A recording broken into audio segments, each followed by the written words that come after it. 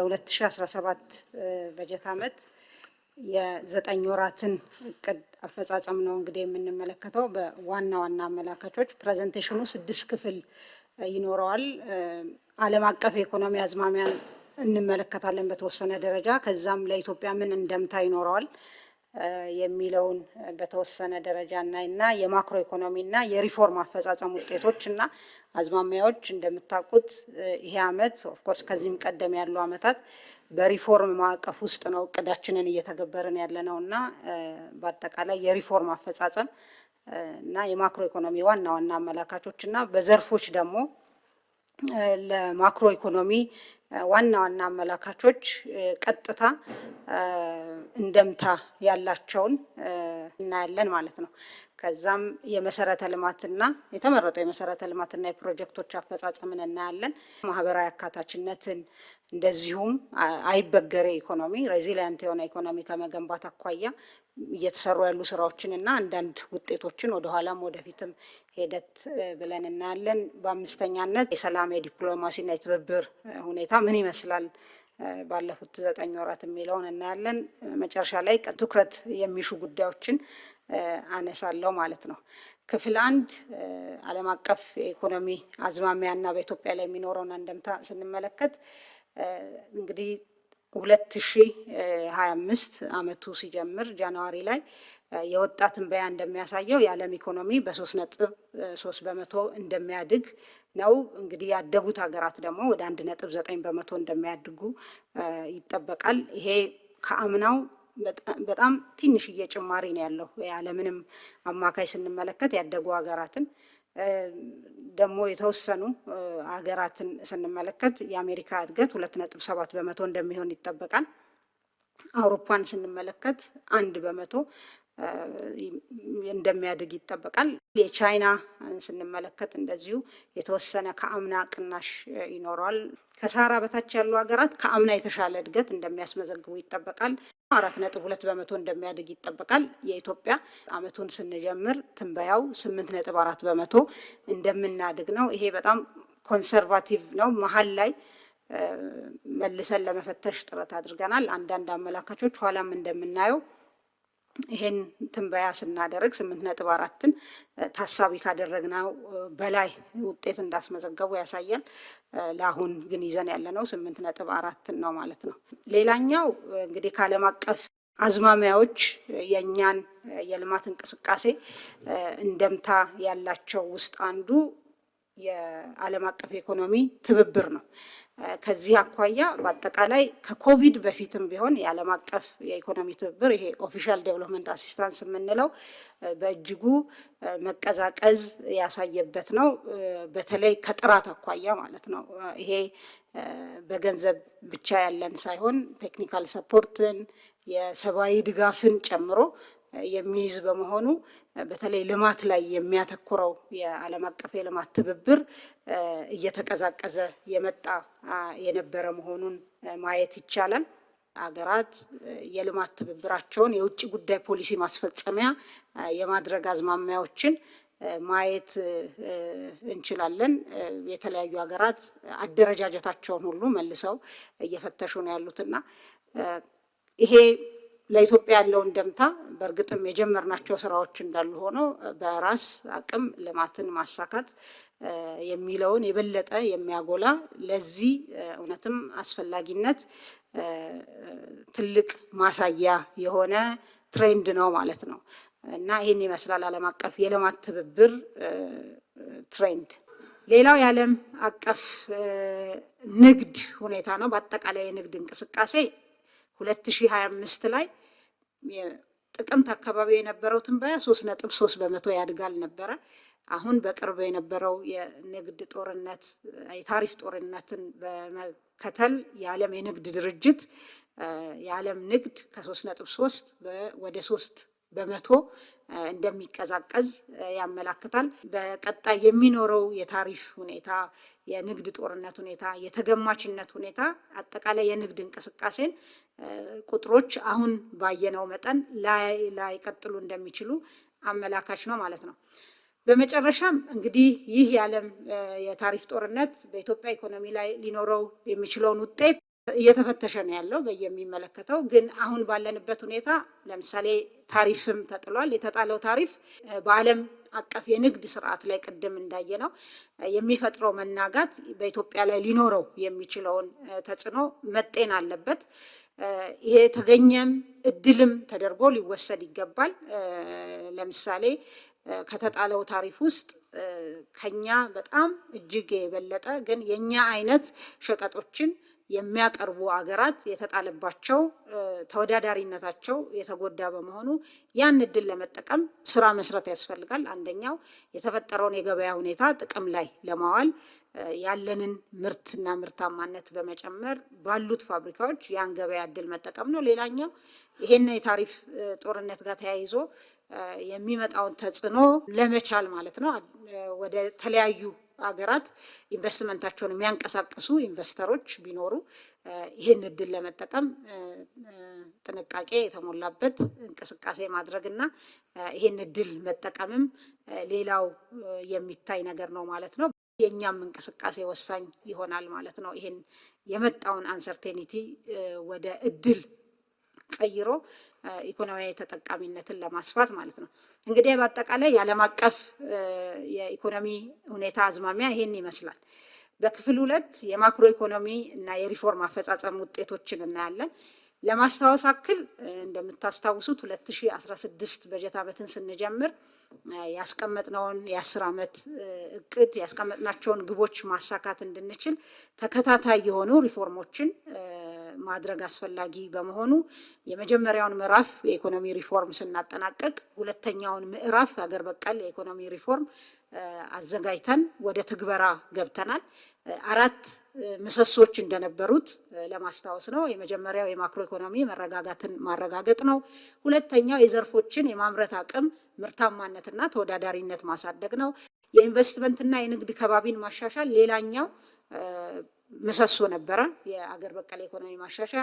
አራተኛው ደግሞ እነዚህ ሁሉ የኢኮኖሚ ማሻሻያዎች ውጤታማ የሚሆኑት ወይም ውጤታማ እንዳይሆኑ የሚገድባቸው ነገር የመንግስት የመፈጸም አቅም ነው። በዚህም ምክንያት በዚህ የኢኮኖሚ ሪፎርም ውስጥ የመንግስት የመፈጸም አቅም ማጎልበት በተለይ አሁን በስፋት የጀመርነውን የመንግስት ሴክተር ሪፎርም፣ ፐብሊክ ሴክተር ሪፎርም፣ የሲቪል ሰርቪስ ሪፎርም ማለት ነው እንደ ወሳኝ ፒላር ድሮ አስቻይ ብለን የምንለውን ግን ይሄ ወሳኝ ፒላር ነው፣ በዚህ ሌቭል ተይዞ መሰራት አለበት በማለት ወደ ስራ ገብተናል። አሁን የማቀርብላችሁን የእቅድ አፈጻጸም በእነዚህ ፒላሮች አኳያ እቃኛቸዋለሁ ማለት ነው። መጀመሪያ የተረጋጋ ማክሮ ኢኮኖሚ የሚለውንና ምርታማነትና ተወዳዳሪነት የሚለውን ሁለቱን ፒላር አንድ ላይ አያይዤ ሪፖርቱን አቀርባለሁኝ። ከእድገት አኳያ ይሄ ከዚህ ቀደምም አመቱን ስንጀምር የተነጋገርነው ነው። እንደምታስታውሱት 8.4 በመቶ የኢትዮጵያ ኢኮኖሚ እንደሚያድግ፣ በዚህም በተለይ ማኒፋክቸሪንግ ዘርፍ እድገት ከሎቤዝ እየተነሳ ያለ እንደመሆኑ እድገቱን የሚመራ መሆኑን ያሳያል። ኢንዱስትሪ በአጠቃላይ 12.8 በመቶ ያድጋል። ማኒፋክቸሪንግ ግን በ12 በመቶ ያድጋል። ሌሎቹም ዘርፎች ግን ሮበስት የሆነ በጣም ጠንካራ ፖዘቲቭ የኢኮኖሚ እድገት እንደሚያስመዘግቡ ነው እንግዲህ የመጀመሪያው ግመታ ያሳየው። ከዚህ አኳያ ወሳኝ አመላካች በማክሮ ኢኮኖሚው የሪፎርምም ውጤት ተደርጎ የሚወሰደው የቁጠባና ኢንቨስትመንት ሁኔታ ነው። በሀገር ውስጥ ቁጠባና ኢንቨስትመንትን ስንመለከት ከጂዲፒ ያላቸው ድርሻ በጣም ከ2015 ዓመት በጀት ዓመት በፊት በነበሩ ዓመታት በከፍተኛ ሁኔታ መቀዛቀዝ መቀነስ ነበረ የሚያሳየው እንቅስቃሴው። ከዛ በኋላ ከ2015 ጀምሮ ለምሳሌ 16ና 17ን ብቻ ብንመለከት እንኳን ኢንቨስትመንት ከጂዲፒ 16 ላይ 20 በመቶ ነበረ። የጂዲፒያችን በ2017 ግን የጂዲፒያችን 23.2 በመቶ እንደሚሆን ኢንቨስትመንት ተሻሽሎ ማለት ነው አሁን ያሉት አፈጻጸሞች ያመላክታሉ። ቁጠባ ሌላው እንግዲህ ኢንቨስትመንት የሚመነጨው ከቁጠባ ስለሆነ ቁጠባ ከጂዲፒያችን ሲታይ የተሻለ አፈጻጸምን ነው የምናየው። በ2017 2016 ላይ 14.3 በመቶ ነበር። 2017 ላይ ወደ 19.4 እንደሚሆን ያሳያል ማለት ነው። ሌላው እንግዲህ ለእድገታችን ወሳኝ ሚና የሚጫወተው የፌዴራል መንግስት ገቢ ነው።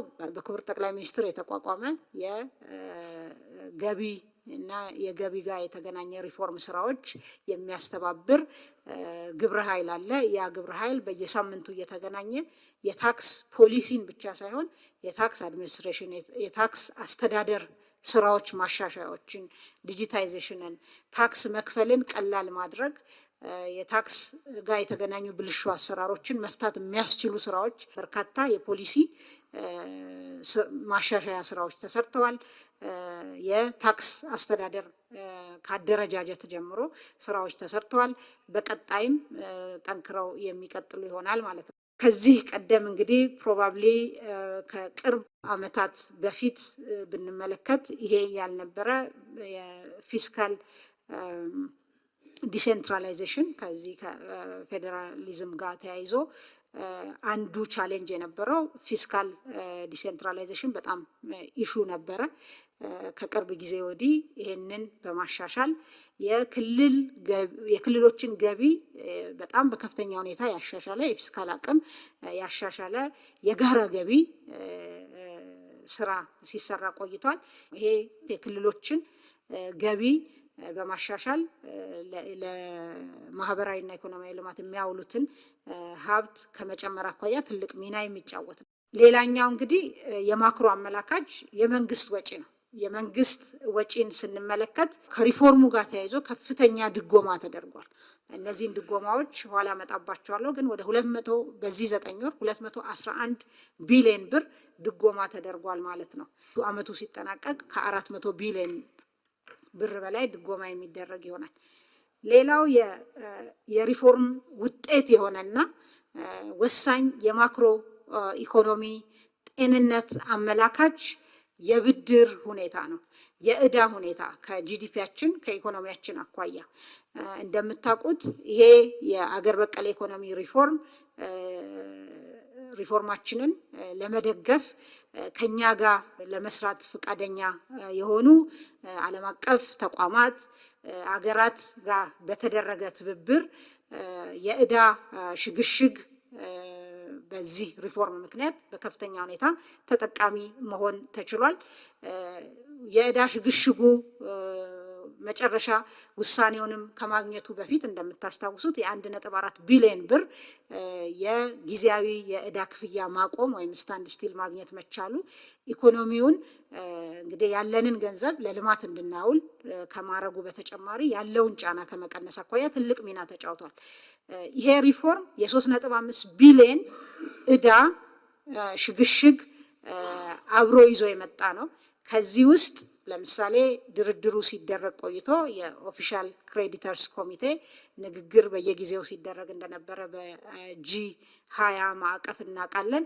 በዚህ ውስጥ እንግዲህ አሁን ኮንክሉዥን አግኝቷል ወይም መጨረሻው ላይ ደርሷል ንግግሩ ማለት ነው። በመርሁ በፕሪንሲፕሎቹ ስምምነት ላይ ተደርሶ ይሄ 3.5 ቢሊዮን ዶላር ዕዳ በ2017 የ1.5 ቢሊዮን ዕዳ ሽግሽግ በ2018 የ400 ሚሊዮን በ19 የ500 ሚሊዮን እና በ2020 የ1.5 ቢሊዮን ዶላር የዕዳ ሽግሽግ በሚያስገኝ ሁኔታ ስምምነት ላይ ተደርሷል።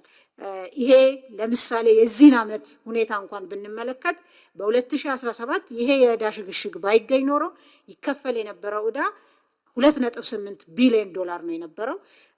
ይሄ ዕዳ ሽግሽግ በመገኘቱ ወደ 1.9 ቢሊዮን ዶላር ብቻ ነው የሚከፈለው። ወደ 1 ቢሊዮን ዶላር የሚጠጋ ገንዘብ እንግዲህ ዕዳ ይከፈል የነበረ ለልማት ላይ መዋል እንዲችል ለማህበራዊ ኢኮኖሚያዊ ልማት ለመሰረተ ልማት ዝርጋታ መዋል እንዲችል ያደረገ የሪፎርም ስራ ነው ማለት ነው የተሰራው። የ2016 ዓመቱ ሲያልቅ ጠቅላላ የውጭ ዕዳ ከጂዲፒያችን ያለው ድርሻ 13.7 በመቶ ሆኗል። ይሄንን ማስታወስ የምፈልገው ሪፎርሙን ስንጀምር የውጭ ዕዳ ከጂዲፒያችን የነበረው ድርሻ 30 በመቶ በላይ የነበረ መሆኑን ማስታወስ በጣም ጠቃሚ ነው ማለት ነው። ከዛ በኋላ የተሰሩ የዕዳ ማሸጋሸግ ብቻ ሳይሆን $1 የኖ የንግድ ብድር ላለመውሰድ በመወሰኑ ምክንያት ተጨማሪ ብድርም አልመጣም። ያሉ ብድሮችን ስንከፍል ቆይተናል። ስንደራደር ቆይተን ደግሞ ይሄንን የዕዳ ሽግሽግ ማግኘት ችለናል ማለት ነው። ድጎማው ቅድም እንዳልኩት በአጠቃላይ ወደ 211 ቢሊዮን ብር ድጎማ በ9 ወሩ ተሰጥቷል። ለምን ተሰጠ የሚለውን ለማንሳት ለሴፍቲኔት በአመቱ ከተያዘው ውስጥ 41 ቢሊዮን ለሴፍቲኔት በተለይ ሴፍቲኔት በዚህ መጠን የጨመረበት ምክንያት በሪፎርሙ ምክንያት ተጋላጭ የሆኑ ዜጎቻችን በሚመጣው የአጭር ጊዜ ተጽዕኖ ወደ ከፋ ችግር ውስጥ እንዳይገቡ ለማድረግ የተደረገ ነው። ይሄ ወደ 41 ቢሊዮን በ9 ወሩ፣ ለማዳበሪያ ወደ 62 ቢሊዮን 84 ቢሊዮን ነው ለአመቱ የተያዘው። ከእያንዳንዱ ኩንታል ማዳበሪያ ውስጥ 3700 የኢትዮጵያ ብር እየተደጎመ ነው ማለት ነው አርሶ አደሩ። ለመድኃኒት በለውጡ ምክንያት የሚመጣውን በመድኃኒት ዋጋ ላይ ጫና ለመቀነስ እስካሁን ድረስ 3.5 ቢሊዮን ብር ድጎማ ተደርጓል። ዘይት ወደ 6 ቢሊዮን ብር ተደርጓል። ደሞዝ ወደ 38፣ ነዳጅ በትሬጀሪ በኩል 60 ቢሊዮን በነዳጅ ድርጅቱ በኩል ያለውን 40 ስንጨምር 100 ቢሊዮን ብር በ9 ወሩ ብቻ ለነዳጅ ድጎማ አድርገናል ማለት ነው። ኢኮኖሚያችን ውስጥ የመንግስት ልማት ድርጅቶቻችንን እንግዲህ የሪፎርም ስራ በመጀመሪያው ምዕራፍን በተሰራው በሁለተኛው ምዕራፍን በተሰራው ተበታትኖ የነበሩትን በኢንቨስትመንት ሆልዲንግ በመሰብሰብ ከፍተኛ ሪፎርም በመስራት የአስተዳደርም ሪፎርም፣ ሌሎች የፋይናንስ እና አጠቃላይ የአሰራር ሪፎርም በማድረግ ኦልሞስት ሁሉንም አሁን በምናወራበት ሰዓት ትርፋማ ማድረግ ተችሏል። ይሄ እንግዲህ የ9 ወር አፈጻጸም ነው። ጠቅላላ ገቢ የመንግስት የልማት ድርጅቶች 1.5 ትሪሊዮን ብር ሆኗል ማለት 9.3 ቢሊዮን ዶላር የውጭ ምንዛሪ ግኝት አምጥቷል። ከአምና በ10% የጨመረ ነው። ታክስ 98 ቢሊዮን ከፍሏል በ9 ወሩ። ከአምና ጋር ሲወዳደር 56 በመቶ ጭማሪ ያለው። ለመንግስት ትርፍ ድርሻ ሰብስበዋል ወደ 19 ቢሊዮን ከአምናው 29 በመቶ። ይሄ የሚያስተዳድሩት በመንግስት ቦታ ሆነው የሚያስተዳድሩት ነው። 29 በመቶ ጭማሪ ያለው። የመንግስት ትርፍ ድርሻ ለገንዘብ ሚኒስቴር ገቢ ደግሞ 14.5 ቢሊዮን አድርገዋል። ከአምና አኳያ 63 በመቶ ጭማሪ ያለው ማለት ነው። በኢትዮጵያ ኢንቨስትመንት ሆልዲንግ እና በአጠቃላይ በሶቨሬን ዌልዝ ፈንዱ የተሰሩ ብሬክ ስሩስ ተብሎ የሚባሉ ጉዳዮች አንዱ እንደምታውቁት የሴኪሪቲ ፕሪንቲንግ ሳይቀር ውጭ ልከን ነበረ የምናሰራው ፓስፖርትንም ሆነ ሌሎች ነገሮችን። አሁን በዚህ አመት ወደ ስራ ገብቶ አዲሱን ፓስፖርታችንን ማተም የጀመረ የኢትዮጵያ ኢንቨስትመንት ሆልዲንግ ከጃፓን ሌላ ድርጅት ጋራ ቶፓን ግሩፕ ጋር ቶፓን ግራቪቲ ኢትዮጵያ የሚባል ድርጅት በማቋቋም ወደ ስራ ተገብቷል። አጠቃላይ ሴኩሪቲ ፕሪንቲንግን በሀገር ውስጥ ማድረግ እንድንችል ትልቅ እመርታ ያመጣ ስራ ነው ማለት ነው። ሌላኛው የኢትዮጵያ ሰነደ መዋዕለ ንዋይ ገበያ ነው። ሴኩሪቲስ ኤክስቼንጅ ማርኬት መጀመሩ በተለይ ከኢአይኤች አኳያ የዚህ ሼር ሆልደርም በመሆኑ የራሱ ሚና አለው። ኋላ ግን በዛ በሴኩሪቲስ ኤክስቼንጅ የተሰሩ ስራዎችን አነሳለሁ በተወሰነ። ሌላኛው ወሳኝ ስራ ኢትዮ ግሪን ኩባንያ መቋቋሙ ነው።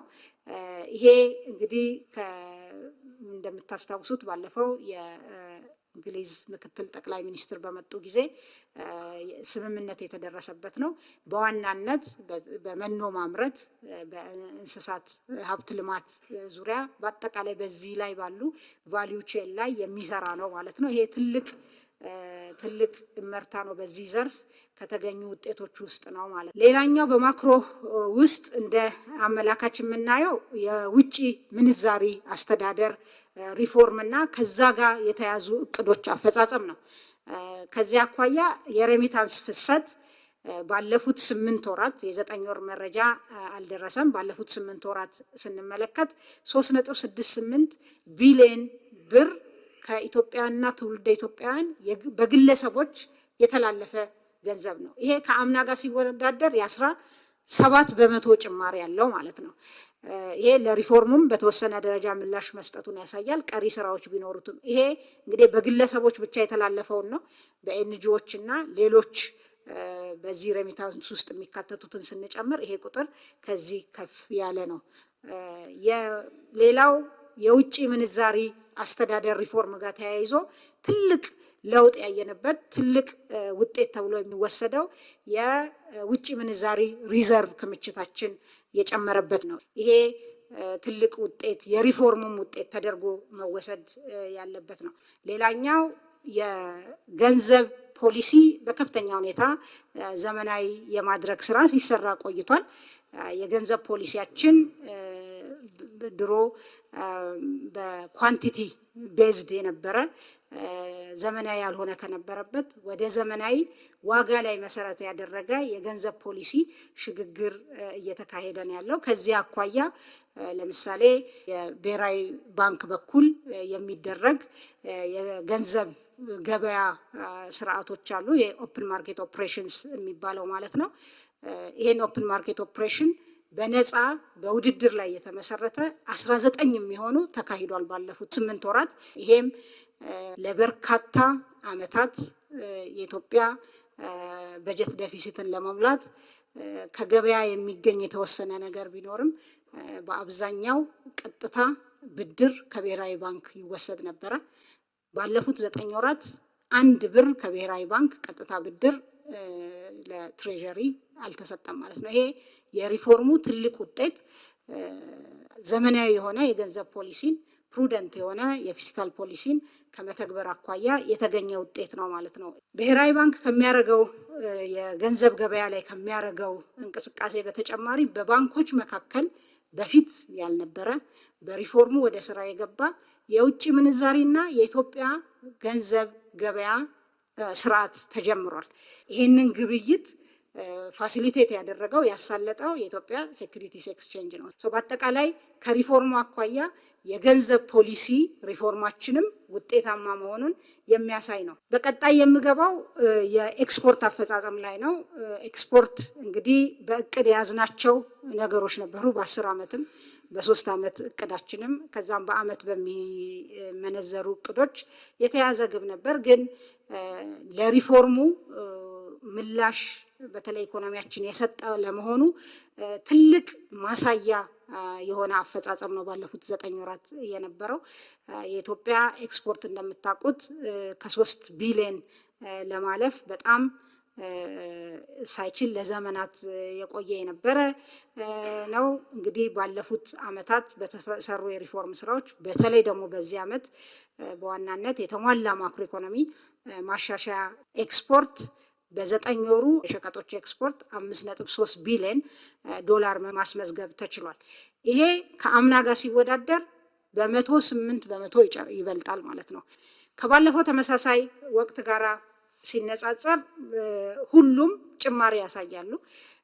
ግብርና በ34 በመቶ ተጨማሪ አለው። ማኒፋክቸሪንግ በ18 በመቶ፣ ማዕድን በከፍተኛ ሁኔታ ከአምናው ፈጽሟል ማለት ነው። ኤሌክትሪክም እንደዚሁ 188 በመቶ ተጨማሪ ያሳያል። ጥራጥሬና ቅባት እህሎች አካባቢ የተወሰነ ቅናሽ ያሳያል። በተለይ የ8ኛ ወር ላይ ያሉ አንዳንድ ቻሌንጆች አሉ። ግን ይሄም በቀጣይ የዓለም ዋጋ የተሻለ ከመሆኑ ጋር ምርትም ስንመለከት እነዚህ ምርቶች የተሻለ ምርት አላቸው። በተለይ በክልሎች ያለ የሰላም ሁኔታ የራሱ እንደምታ አለው። በቅባት እህሎች በጥራጥሬ ላይ ያ እየተስተካከለ ሲመጣ ይሄም በአመቱ የተያዘለትን እቅድ የሚያሳካ ይሆናል። በእርግጥ የኮንትሮባንድ ቻሌንጅም እንደዚሁ ተያይዞ ይነሳል ከነዚህ ምርቶች ጋር። ሌሎችም እዚህ ያላመጣኋቸው ሸቀጦች አሉ። የኤክስፖርት ሸቀጦች እንደዚሁ ተግዳሮት የሚያጋጥማቸው በአጠቃላይ ከንግድ ስርዓቱ ጋር ተያይዞ ማለት ነው። ሌላኛው ዋና የማክሮ ኢኮኖሚው አፈጻጸም አመላካች የውጭ ቀጥተኛ ኢንቨስትመንት አፈጻጸም ነው። የውጭ ቀጥተኛ ኢንቨስትመንት የ8 ወራት መረጃ ነው እዚህ ያለን።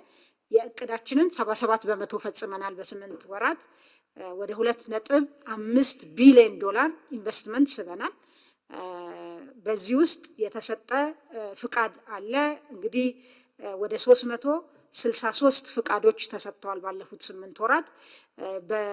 በዘርፍ ስንመለከተው በግብርና 10፣ በማኒፋክቸሪንግ 207፣ በአገልግሎት ዘርፍ ደግሞ 146 ፍቃዶች ሰጥተናል። በባለቤትነት ስናየው 143 የውጭ ፍቃድ ሰጥተናል ለውጭ ኢንቨስተሮች። በጥምረት ወደ 44 የሚሆኑ የሀገር ውስጥና የውጭ ባለሀብቶች ጥምረት፣ የሀገር ውስጥ ደግሞ ወደ 33 የሚሆኑ አዳዲስ ፍቃዶች ወጥተዋል። ወደ ማምረትና አገልግሎት መስጠት የተሸጋገሩ ኢንቨስትመንቶች አሉ። እቅዳችን 161 ኢንቨስትመንቶች በስራ ላይ የነበሩ ወደ ማምረትና አገልግሎት መስጠት ይሸጋገራሉ የሚል ነበር። 141 የሚሆኑት ተሸጋግረዋል ማለት ነው። ሌላው የማክሮ ኢኮኖሚ አፈጻጸም አመላካች ኢምፖርት ነው። ኢምፖርትን ስንመለከት ባለፉት 8 ወራት ለኢምፖርት 11.9 ቢሊዮን ዶላር ከፍለናል። ከአምናው የ1.2 በመቶ ጭማሪ ያለው። ኢምፖርት ግርድፉ ቁጥሩ ሳይሆን ምን ኢምፖርት አደረግን የሚለው የበለጠ ለኢኮኖሚያችን ያለውን እንደምታ ያሳያል። እንደምታስታውሱት ከዚህ ቀደም በነበሩ ዓመታት በተለይ ከኮቪድ በኋላ የዓለም የምግብ ዋጋ እና የሸቀጦች ዋጋ በከፍተኛ ሁኔታ በጨመረ ጊዜ መድኃኒትንም ጨምሮ ማለት ነው አብዛኛውን የኢምፖርት ለምንመድበውን ዶላራችን የሚሄደው የነበረው ለፍጆታ እቃዎች ነው የነበረው። ባለፉት 8 ወራት የካፒታል እቃዎች ኢምፖርት በከፍተኛ ሁኔታ ጨምሯል፣ በ15 በመቶ።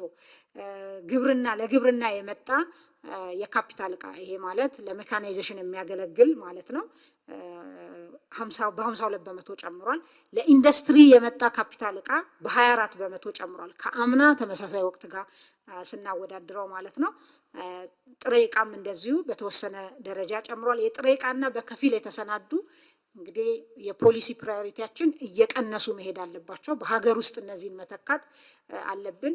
ሌሎች ግን እኛ ለማምረት ገና ያልደረስንባቸው የካፒታል እቃዎች፣ ማሽነሪዎች የማስገባት ምጣኔ የተሻለ መሆኑን ያሳያል ማለት ነው። ይሄም በግብርና በአምራች ኢንዱስትሪው ላይ ያለ አፈጻጸም ላይ ትልቅ እንደምታ አለው፣ ትልቅ ለውጥም ነው ማለት ነው። ሌላው እንግዲህ የማክሮ ኢኮኖሚ አመላካች የፋይናንስ ዘርፍ አፈጻጸም ነው።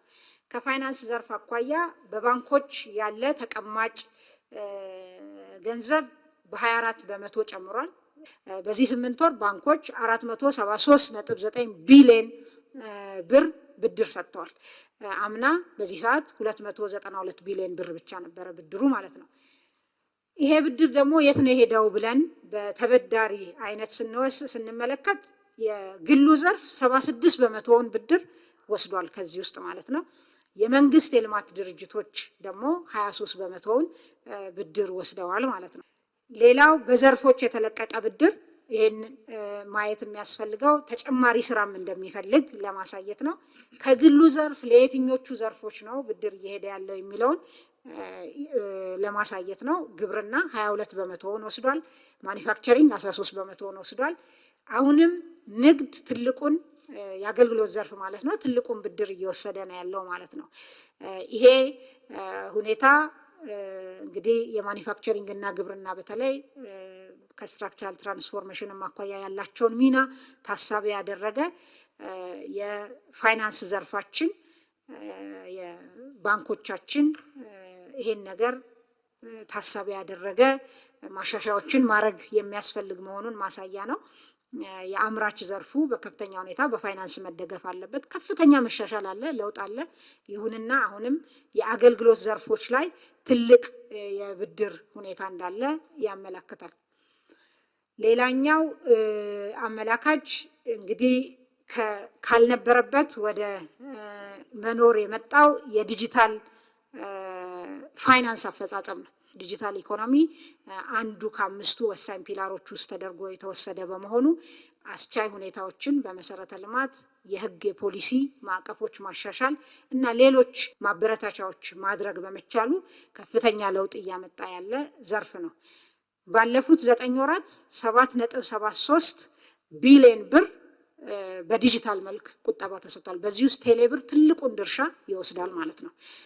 ይሄ ከአምና ተመሳሳይ ወቅት ጋር ሲወዳደር የ38 በመቶ ጭማሪ ያለው። ትልቁ ደግሞ የፋይናንስ አካታችነትን የሚወስን ነገር ውስጥ አንዱ እንግዲህ ዜጎች ገቢያቸው ዝቅተኛ የሚሆነ ኮላተራልም ባያስይዙ የፋይናንስ ገበያ ውስጥ ተሳትፈው የራሳቸውን ላይቭሊሁድ የተሻለ ማድረግ ይችላሉ የሚለው ነው። ከዚህ አኳያ የዲጂታል ፋይናንስ ወደ ስራ መግባት ትልቅ ሚና ተጫውቷል። ባለፉት 9 ወራት በ2017 26.7 ቢሊዮን ብር ማይክሮ ብድር በዲጂታል ተሰጥቷል። ይሄ የቴሌብር አሁንም ትልቁን ሚና ይወስዳል። አምና በዚህ ሰዓት 5.7 ቢሊዮን ብር ብቻ ነው በማይክሮ ቁጠባ የተሰጠው በዲጂታል። ዘንድሮ እንግዲህ ይሄ በ369% አድጓል ማለት ነው። ስለዚህ የፋይናንስ አካታችነታችንም በዚሁ መጠን ተሻሽሏል የሚለውን ያሳያል።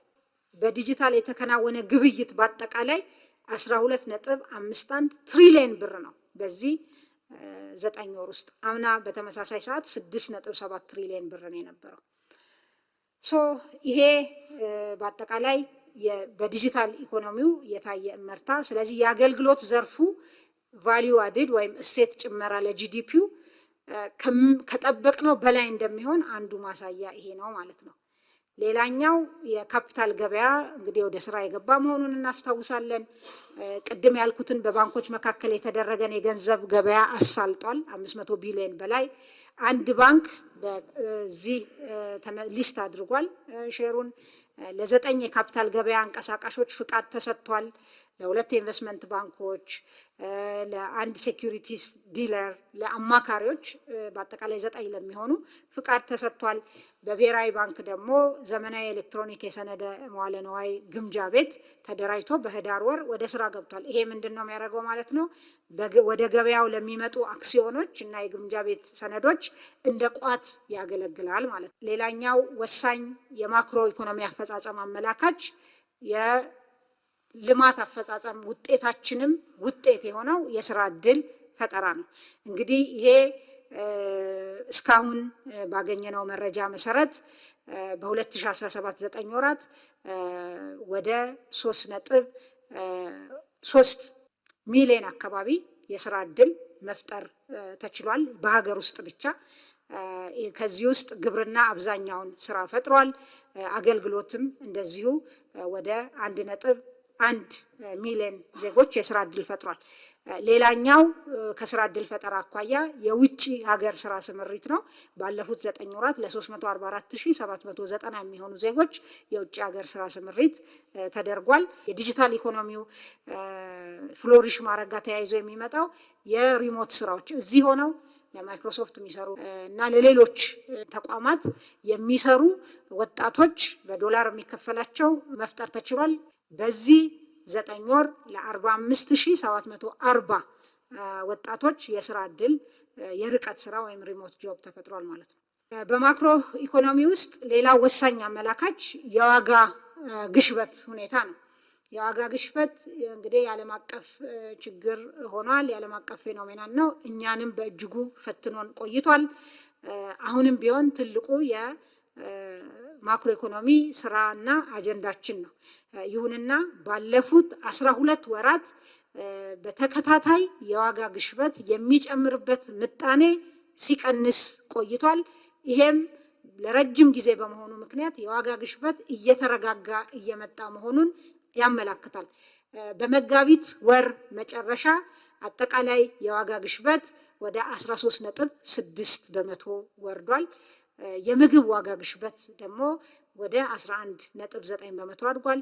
ምግብ ነክ ያልሆኑ ሸቀጦች ዋጋ ግሽበት ደግሞ ወደ 16.2 በመቶ ወርዷል ማለት ነው። ይሄም ከሪፎርሙ ጋር ተያይዞ የሚጠበቅ ጫና የነበረ ቢሆንም ከዋጋ ግሽበት አኳያ የተሰሩ ስራዎች ከምርትና ምርታማነትን መጨመር፣ የገበያ ሁኔታን የማስተካከልና የማዘመን፣ የቁጥጥር አቅም የማሳደግና በአጠቃላይ በገበያ ውስጥ ያለን የገንዘብ ሁኔታ የገንዘብና ጥብቅ የገንዘብና የፊስካል ፖሊሲ በመከተል የተገኘ ውጤት ነው ማለት ነው። በዋና ዋና የማክሮ ኢኮኖሚ አመላካች በምንላቸው ያየነው እንዳለ ሆኖ በዘርፎች በተለይ በተመረጡት እነዚህ 5 የእድገት ምንጮች ከአምና አኳያ ወሳኝ አመላካቾቻቸው ምን ይመስላሉ የሚለውን ብንመለከት ግብርና ዘንድሮ እንዲያድግ የምንጠብቅበት መጠን አለ። ግን ከአምና ጋር ሲወዳደር ልዩነቱ በጣም ከፍተኛ ነው። ለምሳሌ አምና በመኸር 17.5 ሚሊዮን ሄክታር ነው ያረስነው። ዘንድሮ 20.57 ሚሊዮን ሄክታር አርሰናል። ከመኸር አምና 507 ሚሊዮን ኩንታል ሰብስበናል።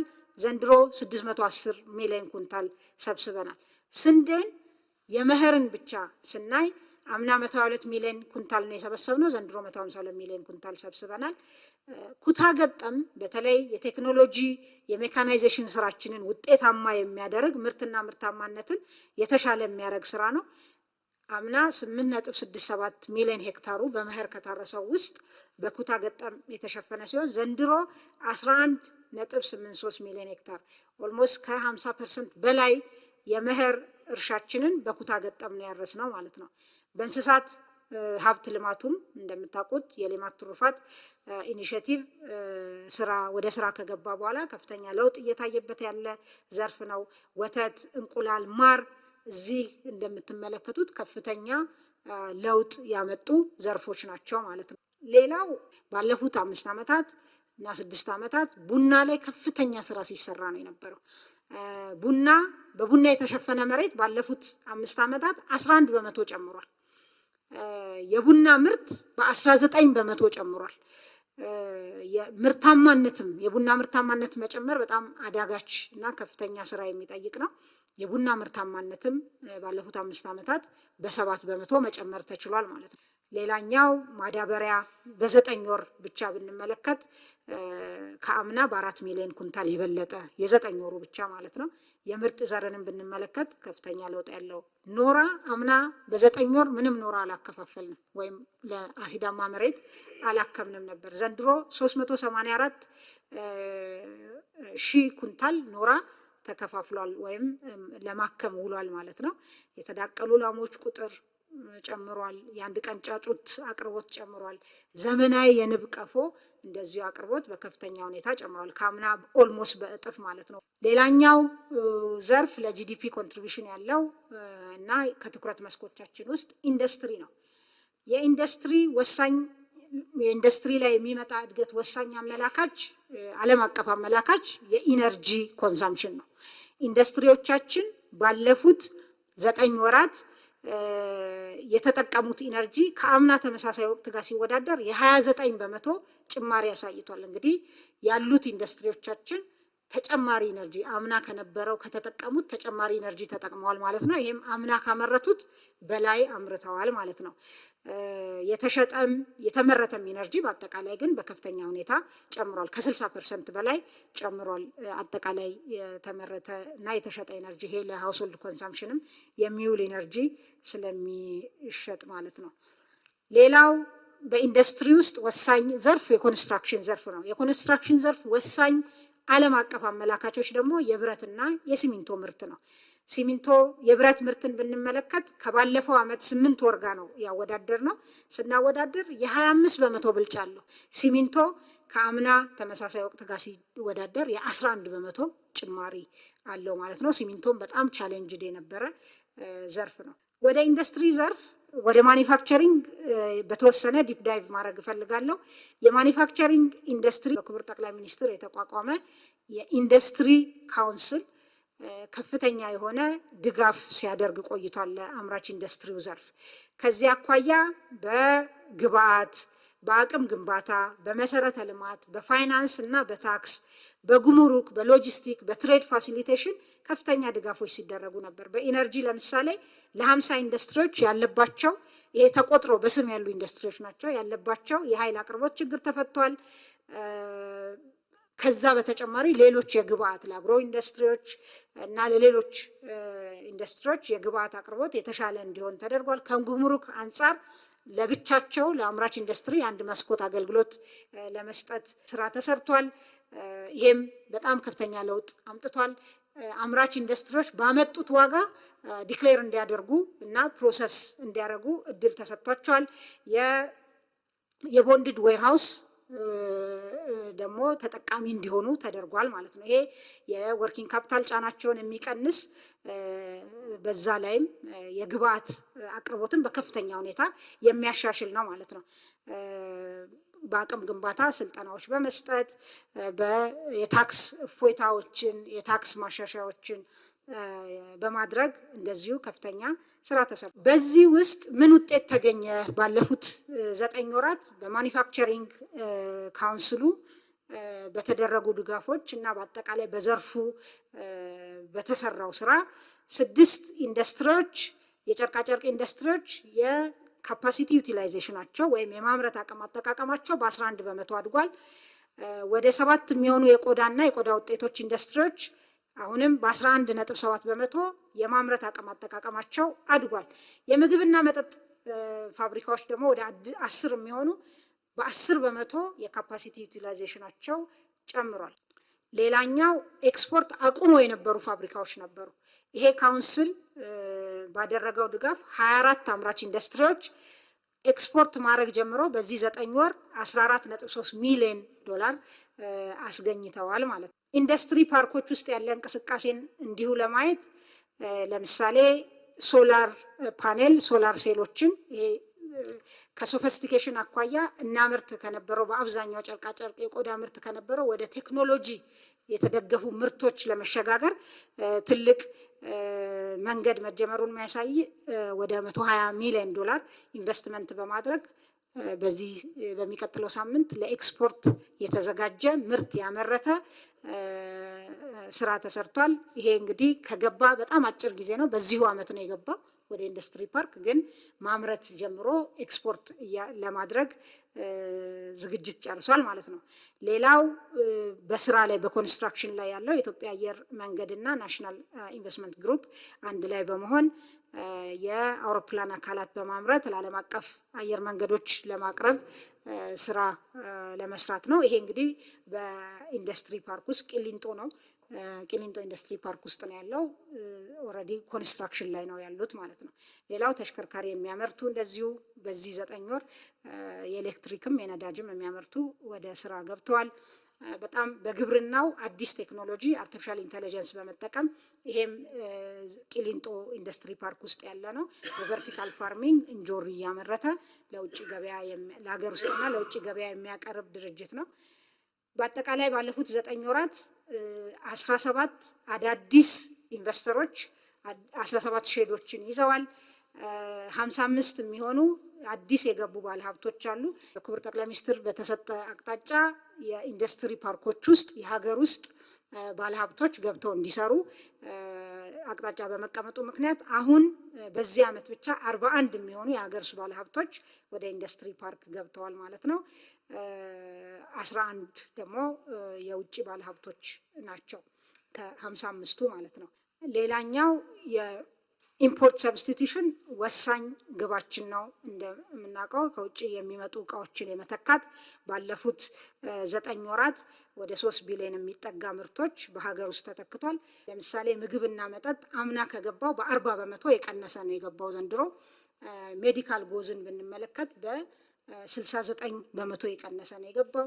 ጂንስ ልብስ ወደ 8 በመቶ ከአምናው የቀነሰ ነው የገባው። ስለዚህ ይሄ ስራ ተጠናክሮ መቀጠል አለበት። በሌሎቹም ምርቶች ከንግድ አኳያ ለምሳሌ ኤክስፖርት ያደረግናቸውን ምርቶች በቶን ስንመለከት ከአምናው ጭማሪ ያለው ነው ያደረገው ማለት ነው።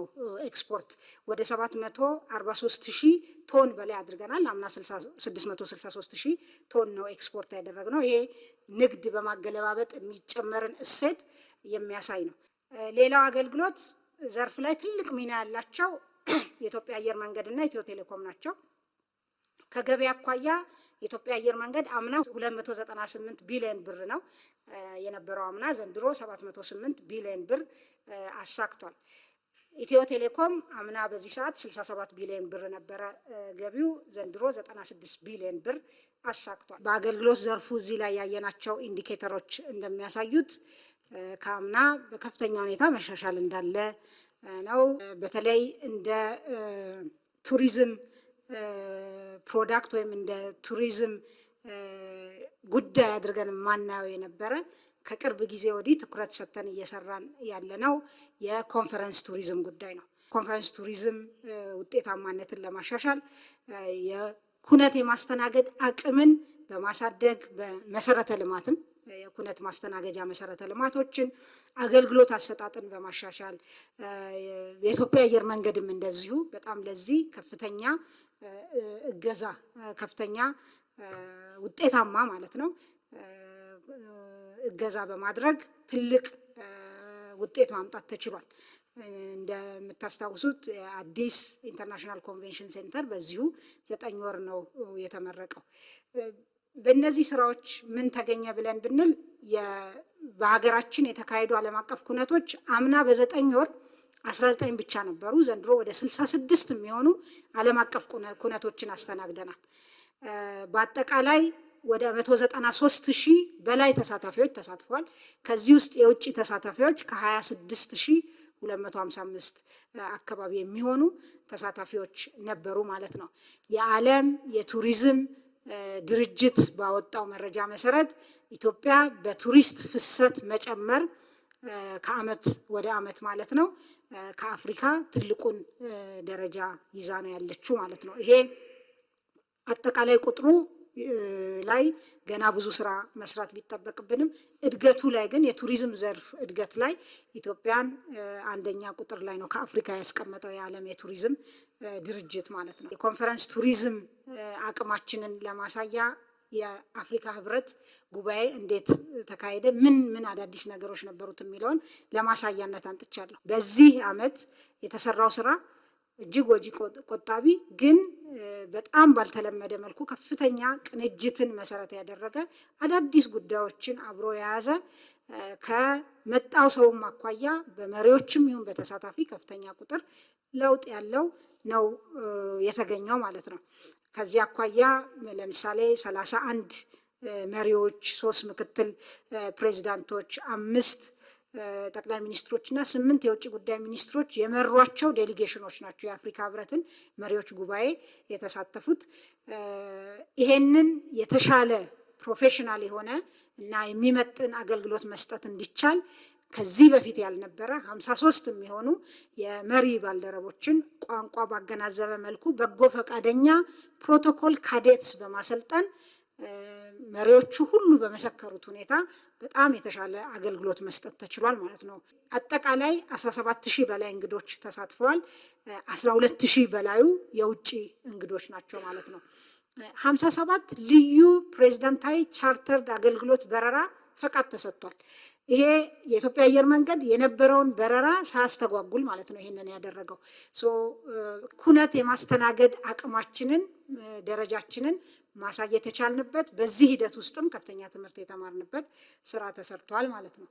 ሌላኛው እንግዲህ የአገልግሎት ዘርፍ ላይ የዲጂታል ኢኮኖሚው ወሳኝ አመላካቾችን እንመልከት። ዲጂታል ኢኮኖሚው ፍሎሪሽ እንዲያደርግ ኢኮሲስተሙ ላይ መስራት ያስፈልግ በመሆኑ በመሰረተ ልማት ከፍተኛ ስራ እየተሰራ ነው። በኢትዮጵያ በመንግስት ልማት ድርጅቶች በኩል በኢትዮ ቴሌኮምም በሌላኛው ኦፕሬተር በኩልም የመሰረተ ልማት ኢንቨስትመንቶች እየተደረጉ ነው። በእነሱ ብቻ ሳይሆን ሌሎች አርቲፊሻል ኢንተለጀንስን ጨምሮ ሌሎች የመንግስት ተቋማት አስፈላጊ የሆነ የዲጂታል ኢኮኖሚ አሳላጭ መሰረተ ልማቶች ላይ ኢንቨስት እያደረጉ፣ ዲጂታል ኢኮኖሚው ደግሞ የበለጠ እንዲሳለጥ የሰው ኃይል አስፈላጊ ነው፣ የሰው ሀብት ልማት ማለት ነው። ከዚህ አኳያ የ5 ሚሊዮን ኮደርስ ኢኒሼቲቭ የምናውቀው ነው። በፕሮግራሚንግ፣ በዳታ ሳይንስ፣ በአንድሮይድ ልማት መሰረታዊ የዲጂታል ክህሎት ላውንች ተደርጓል። ከዚህ አኳያ 643,643 የሚሆኑ ዜጎች ተመዝግበው ስልጠና እየወሰዱ ነው። ከዚህ ውስጥ 239,613ቱ ተመርቀዋል ማለት ነው ኢንተርናሽናል ሰርቲፊኬት ይዘው። ይሄ ሪሞት ጆብስ ለምንላቸው ቅድም ማይክሮሶፍት ለማክዶናልድ ይሰራሉ እዚህ ሆነው የምንላቸው ልጆች ውስጥ የሚካተቱ ያ አቅም እንዲሰፋ የሚያደርጉ ልጆች ወይም ወጣቶች ናቸው ማለት ነው። የኢንተርኔት ተጠቃሚዎች ቁጥር 50.2 ሚሊዮን ደርሷል። የሞባይል ተጠቃሚዎች ቁጥር 86.6 ሚሊዮን ደርሷል። የቴሌብር ደንበኞች 52 ሚሊዮን በላይ ሆነዋል ማለት ነው። ሌላው የዲጂታል ኢኮኖሚ ወሳኝ ምሰሶ ፋይዳ ነው፣ የዲጂታል አይዲ ፕሮጀክታችን ማለት ነው። ከዚህ አኳያ 2020 መጨረሻ ላይ 90 ሚሊዮን ዜጎች ዲጂታል አይዲ እንዲኖራቸው እቅድ ተይዞ እየተሰራ ነው። በ2017 23 ሚሊዮን ለማድረስ ታቅዷል። አሁን ላይ 14 ሚሊዮን ዜጎች ዲጂታል አይዲ ወስደዋል። ከ55 በላይ ተቋማት ትስስር በመፍጠር ለሌሎች ተቋማት የመረጃ ምንጭ በመሆንና የማረጋገጥ አገልግሎት ይሄ ኦፊስ እየሰጠ ይገኛል ማለት ነው። የፋይዳ ሌላኛው ፋይዳ ደግሞ ኢትዮጵያን በዲጂታል ኢገቨርንመንት ሪፖርት ላይ በፋይዳ ምክንያት ብቻ በ10 ደረጃ ጃምፕ እንድታረግ እንድትዘል አድርጓታል ማለት ነው፣ እንድትቀድም 10 ሀገሮችን። ይሄ የዩኤን ሪፖርት ነው፣ ባለፈው የወጣ እንደምታውቁት። ፋይዳ ይሄን ኮንትሪቢዩሽን አለው። በዚህ ለምሳሌ እንደው ዘርዘር አድርገን አንዳንድ ጉዳዮችን ብናይ በሀገር ውስጥ በለማ ዲጂታል ሲስተም 35 ሚሊዮን ዶላር ወጪ ማስቀረት ተችሏል። በኢትዮጵያ ደረጃ የኢትዮጵያ ደረጃ ቅድም እንዳልኩት ከነበረበት በ10 ከፍ ብሏል። ገቢዎች ከፋይዳ ጋር ተሰናስሎ መስራት በመጀመሩ በየአመቱ ላይሰንስ ለማደስ ያወጣ የነበረውን 100,000 ዶላር አስቀርቷል። 33ቱም ባንኮች አሁን ከፋይዳ ጋር እየሰሩ በመሆናቸው የፋይናንስ ሴኪዩሪቲን ከማረጋገጥ አኳያ የራሱ ትልቅ ሚና ተጫውተዋል ማለት ነው። ሌላኛው ፒላር የቢዝነስ አሰራርና ኢንቨስትመንት ምቹ ሁኔታን ከመፍጠር አኳያ እየተሰሩ ያሉ ስራዎች አሉ።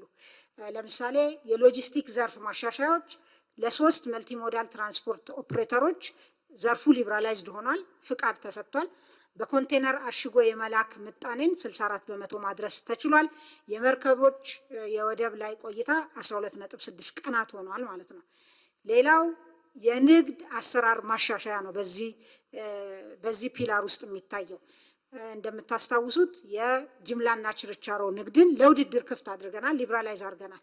ያ ከተደረገ በኋላ ወደ 260 በላይ የውጭ ኢንቨስተሮች ፍላጎት አሳይተዋል። 79ኙ ይሁንታ አግኝተዋል። 57ቱ በገቢ ንግድ፣ 22ቱ ደግሞ በወጪ ንግድ ነው ፍቃድ ያገኙት። 40 ከዚህ ውስጥ ፍቃድ አውጥተዋል።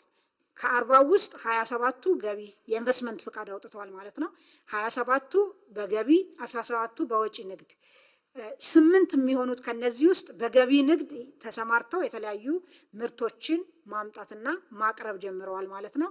5ቱ ደግሞ በወጪ ንግድ ፍቃድ ያወጡት የወጪ ንግድ ስራ ውስጥ መሳተፍ ጀምረዋል ማለት ነው። ከንግድ ማሳለጥ አኳያ ሌላኛው የትሬድ ፋሲሊቴሽን ስራ፣ የጉምሩክ የረቨኑ እና ሌሎች የዲጂታላይዜሽን ስራዎች፣ የታክስ መክፈልን ለማቅለል ኢፋይሊንግ ኢፔመንት ስራዎች እየሰፉ ይገኛሉ ማለት ነው። አራተኛው ፒላር ታስታውሱ እንደሆነ ከሆም ግሮን ኢኮኖሚክ ሪፎርም ወይም ከሀገር በቀል ኢኮኖሚ ማሻሻያው ላይ ያሳየኋችሁ የመንግስት አገልግሎትና የሲቪል ሰርቪስ ማሻሻያ ነው። ከዚህ አኳያ አዲስ ፖሊሲ አጽድቀን ወደ ስራ መግባታችንን ታስታውሳላችሁ። ከያን ፖሊሲ የሚያስፈጽሙ አዋጆች፣ ፍኖተ ካርታ፣ ስትራቴጂዎች፣ ማኑዋሎች ተዘጋጅተዋል። እነዛ እንግዲህ የጸደቁ ማኑዋሎች፣ የጸደቁ አዋጆች፣ የጸደቁ ፖሊሲዎች ወደ ስራ ገብቷል። ይህም ፖሊሲ ለማስፈጸም ከፍተኛ አቅም ግንባታ ስራዎች ተሰርቷል። የፌዴራል ተቋማት አመራሮች በቅርብ እንደምታስታውሱት ከዚህ ቀደም ከተደረገው በተጨማሪ ስልጠናዎች ተሰጥተዋል። ወደ ሪፎርም የገቡ 8 ተቋማት ሰራተኞች በተደጋጋሚ ስልጠና ተሰጥቷል። በሀገር ደረጃ የፌዴራልና የክልል ሰራተኞችና አመራሮች በአጠቃላይ ለ753,000 ሰዎች ስልጠና ተሰጥቷል። ዲጂታይዝ ማድረግ አንዱ የሪፎርሙ አካል በመሆኑ ሲቪል ሰርቪስን መረጃ የማደራጀት ማዘመንና ጥቅም ላይ የማዋል ስራ ተሰርቷል። በተለይ የኢስሚስ ስራን የኢንቴግሬትድ ሲቪል ሰርቪስ ማኔጅመንት ኢንፎርሜሽን ሲስተም ነው። በኤፒአይ ከተለያዩ ስርዓቶች ጋር የማገናኘት ስራ ጅምር ተሰርቷል። ዲጂታይዝ የማድረግና መረጃዎች በሙሉ በየተቋማቱ በዚህ ሲስተም ላይ የማስገባት ስራ ተሰርቷል። የአገልግሎት አሰጣጥ ስርዓትን ለማሻሻል የመጀመሪያ 8 ተቋማት በመጀመሪያው ዌብ የዝግጅት ምዕራፋቸውን እያጠናቀቁ ይገኛሉ። ሚስጥራዊ ምልከታዎች አገልግሎት አሰጣጥ ላይ ተደርጓል። የኮሚሽኑ አሰራርና የስራ አካባቢ ሁኔታዎችም ማሻሻል ስራ ተሰርቷል። የሪፎርም የክትትልና የድጋፍ ስራዎች ይሄን ሪፎርም ለማስፈጸም ተደርጓል። የዚህ የሲቪል ሰርቪስ ሪፎርም በጣም ትልቅ ብሬክ ስሩ ተብሎ የሚታየው የመሶብ መቋቋም ነው። ይሄ በቅርብ ወደ ስራ የሚገባ መሶብ የሚባል የአንድ ማዕከል አገልግሎት ነው። ይሄ አንድ ማዕከል አገልግሎት እንግዲህ 20 ተቋማት ላሁን 94 አገልግሎቶቻቸውን ለይተዋል። ለሙከራ 12 ተቋማት 38 አገልግሎቶችን በዚህ ማዕከል ላይ ለስራ እያዘጋጁ ነው ያሉት። የአገልግሎት ስታንዳርድ፣ የስራ ፍሰት ማፒንግ እና ካታሎጊንግ ተጠናቋል። የህግ ማዕቀፎች ይሄንን ማዕከል ወደ ስራ ለማስገባት የሚያስፈልጉ ዝግጅት ተጠናቋል። የሰው ኃይል ዝግጅት 112 ሰው ሪክሩት ተደርጎ ሰልጥኖ ተዘጋጅቷል። 59 ካውንተሮች፣ 16 ባክ ኦፊስ፣ 13 አስተባባሪዎች ተለይተው ስልጠና ወስደዋል። 24 በጎ ፈቃድ አገልግሎት የሚሰጡና ተለይተዋል ማለት ነው።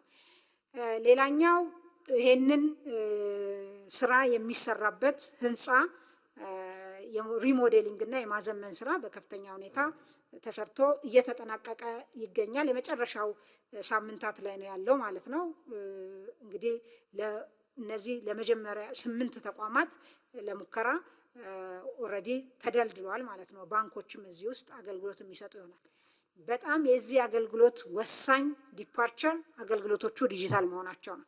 ዲጂታል አገልግሎት በየቦታው አለ፣ ግን የዚህ ዲጂታል አገልግሎት በተለይ በኤፒአይ የተሳሰረ መሆኑ በዚህ ውስጥ የኢትዮጵያ አርቲፊሻል ኢንቴሊጀንስ ኢንስቲትዩት ትልቅ ሚና የተጫወተበት 8 ሶፍትዌሮች እንዲለሙ ኦፍኮርስ ከሌሎች ተቋማትም ጋር በመተባበር ትልቅ ስራ ተሰርቶ በሀገር በቀል ትልቅ ወጪ ያስወጣ የነበረን ማስቀረት ተችሏል ማለት ነው። ይሄ ተመርቆ ወደ ስራ ሲገባ ከፍተኛ የሆነ የአገልግሎት አሰጣጥ ችግርን የሚፈታ ይሆናል። ክፍል 3 ዋና ዋና የምንላቸውን የመሰረተ ልማትና ፕሮጀክት አፈጻጸሞች እናያለን። ፈጠን ብዬ ሄድባቸዋለሁ። ትልቁ ፕሮጀክታችን የህዳሴ የኃይል ማመንጫ ፕሮጀክታችን ነው። አሁን ባለንበት 98.6% ላይ ደርሷል። እስካሁን በጠቅላላ 6 ዩኒቶች ስራ ጀምረዋል። ከዚህ 2280 ሜጋዋት ማመንጨት ጀምረናል። አጠቃላይ ለሀገራዊ ኢነርጂ አቅርቦት ኃይል አቅርቦት 40%ቱን የሚሸፍነው አሁን ከታላቁ ህዳሴ ግድባችን የሚመነጨው ነው። ሌሎች የኃይል ማመንጫ ፕሮጀክቶቻችን ኮይሻ አለ። ኮይሻም እንግዲህ ትልቅ ፕሮጀክት ነው። ከአፍሪካ 3ኛ ትልቁ የሚባል ነው። ይሄ ፕሮጀክት ከ71% አካባቢ በተለይ ፊዚካል አፈጻጸሙ 71% አካባቢ ላይ ይገኛል። በሚቀጥሉት 2 ዓመታት ተጠናቆ ወደ ስራ እንደሚገባና አሁንም የኢትዮጵያን የኃይል ዝግጁነት የኢነርጂ ዝግጁነት ለኢንዱስትሪያላይዜሽን የሚሆን በአጠቃላይ ለአካባቢውን ቀጠናችንን ፓወር ከማድረግ ከዛም ባሻገር ለመሄድ የምናደርገው ጉዞ ትልቅ አቅም እንደሚሆን የሚታሰብ ፕሮጀክት ነው። ሌላው የንፋስ ፕሮጀክቶች አሉን 2 አይሻ እና አሰላ። እነዚህ ፕሮጀክቶች አይሻ 84% ደርሷል። አሰላ ደግሞ 82% ደርሷል አፈጻጸማቸው ማለት ነው። ሌላው ትልቅ ፕሮጀክት ሳይጠቀስ መታለፍ የሌለበት አዲሱ የኤርፖርት ከተማ ግንባታ ፕሮጀክት ነው። አሁን ባለንበት ከ30 ቢሊዮን ብር በላይ በሆነ ኮንትራክት በ8 ሎት የግንባታ ቦታውን የማዘጋጀት ስራ እየተሰራ ይገኛል። የኤርፖርት ከተማው የዲዛይን ስራ የማጠናቀቅና ሀብት የማሰባሰብ ስራ በስፋት እየተሰራ ይገኛል ማለት ነው። ሌላ ፕሮጀክቶች እንግዲህ በርካታ በሀገራችን በተለያዩ አካባቢዎች ያሉ የመኖሪያ ቤት ፕሮጀክቶች ናቸው። ባለፉት 9 ወራት እንደ እቅድ 319406 ቤቶች ለመገንባት እቅድ ተይዞ ነበር። አፈጻጸሙ የዚህ 86% ወይም 275411 ቤቶች ተገንብቷል። ይሄ እንግዲህ በተለይ ከመኖሪያ ቤት አቅርቦትና ከቤት ግንባታ አኳያ ትልቅ የአሰራር ለውጥ መኖሩን እናውቃለን። መንግስት ቤት ዋና አቅራቢ ሳይሆን አመቻች እና ቤት አቅርቦት ላይ ለሚሳተፉ የግሉ ዘርፍ አስቻይ ሁኔታ በመፍጠር በዋናነት ቤት አቅርቦትን የግሉ ዘርፍ እንዲሳተፍበት በማበረታታት ነው የሚሰራው። እንግዲህ ባለፉት 9 ወራት በግሉ ዘርፍ በማህበርም በሪል ስቴት ግለሰቦችም የሰሩትን ቤት ጨምሮ 252,656 በእቅድ ተይዞ 205,038 ቤቶች ተሰርቷል። በመንግስት አስተባባሪነት ይሄ እንግዲህ ለአቅመ ደካማ የምንሰራቸውን ቤቶች ጨምሮ ማለት ነው 37,304 አዳዲስ ቤቶች ተሰርተዋል ማለት ነው። የገጠር የልማት ማዕከላትም ላይ በፖሊሲ ድጋፍም በደረጃ በስታንዳርድም ድጋፍ ይደረጋል በሚመለከተው መስሪያ ቤት በኩል። በዚህ እንግዲህ በእነዚህ ገጠር ማዕከላት 33,000 በላይ ቤቶች ተሰርተዋል ተገንብተዋል ማለት ነው። ሌላው ፕሮጀክት እንግዲህ የከተማ ሪሃቢሊቴሽን የከተማ መልሶ ማልማት በጣም ሻንቲ የሆኑ ቦታዎችን አዳዲስ መሰረተ ልማቶችን የመገንባት ከተማ ደረጃዎችን የመጨመር ስማርት የማድረግ አረንጓዴ የማድረግ ስራ የሆነው የኮሪደር ልማት ነው። አዲስ አበባ እንደምታውቁት በ8 ኮሪደሮች እና በ65 ሌሎች ከተሞች የሚታይ ውጤት ያላቸው ስራዎች እየተሰሩ ይገኛሉ።